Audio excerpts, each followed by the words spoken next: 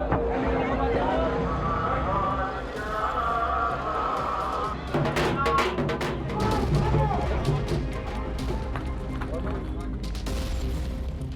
will not let down my people. I take a pledge that I will fight Modi's narrative of Naya Kashmir.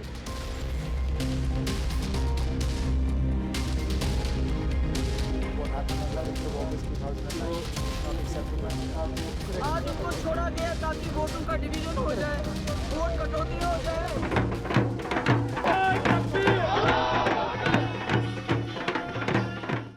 We are days away from elections in Jammu and Kashmir, the first in nearly 10 years. It's also the first since Article 370 was removed, the law that gave Kashmir its special status.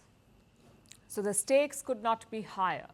The campaigning is on in full swing, and pretty soon a new face will hit the campaign trail. Sheikh Abdul Rashid, aka Engineer Rashid.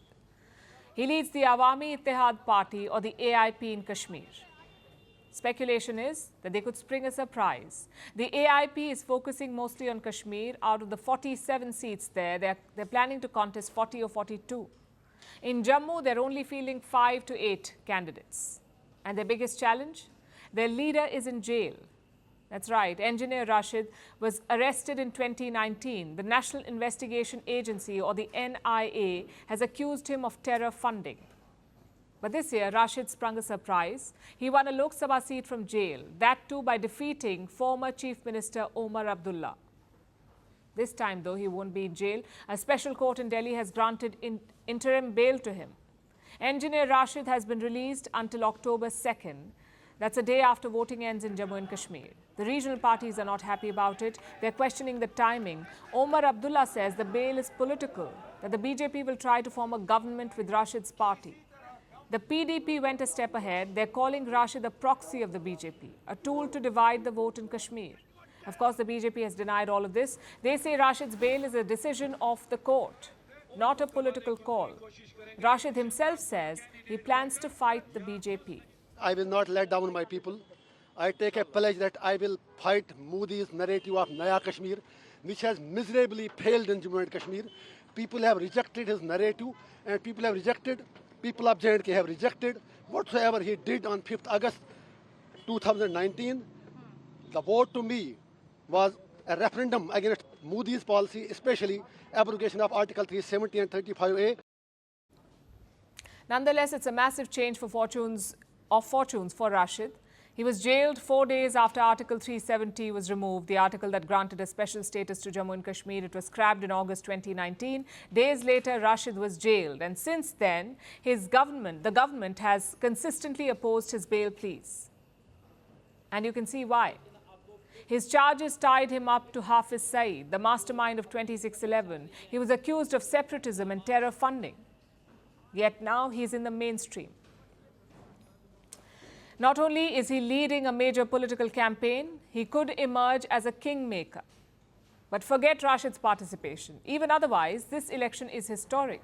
It is delivering democracy back to Jammu and Kashmir. It's also a big test for New Delhi, a test to see if the Article 370 bet has paid off.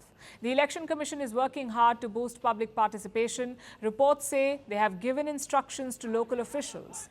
Don't arrest party workers or leaders without proper cause. Don't shift or merge polling booths, and don't cancel rallies at the last minute.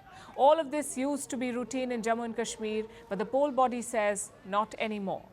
The idea is to build trust in the election process. The border forces are also on alert. That's the BSF, the Border Security Force. They have put counter-infiltration measures in place. The goal is to ensure that there are no disruptions, especially from the other side. You see, these polls are mainly about two things. One is obviously security, to ensure free, fair and safe elections.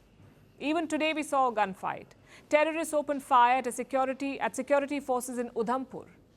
The challenge is to contain that, especially during voting. The second challenge is to decide Jammu and Kashmir's political future. And that's what this election is about. We've got a diverse field of candidates, national parties, regional parties, separatists, and a record number of independents. In the first two phases, 44% of the candidates are independents. Some of them are linked to Engineer Rashid's party. Some are leaders who've parted ways with established parties. Either way, it is a diverse field. And from this, Jammu and Kashmir's new leadership will emerge, one that must decide the post-370 future. The first phase of voting is next Wednesday. Prime Minister Modi is slated to visit Jammu this weekend. We'll be tracking all those updates for you.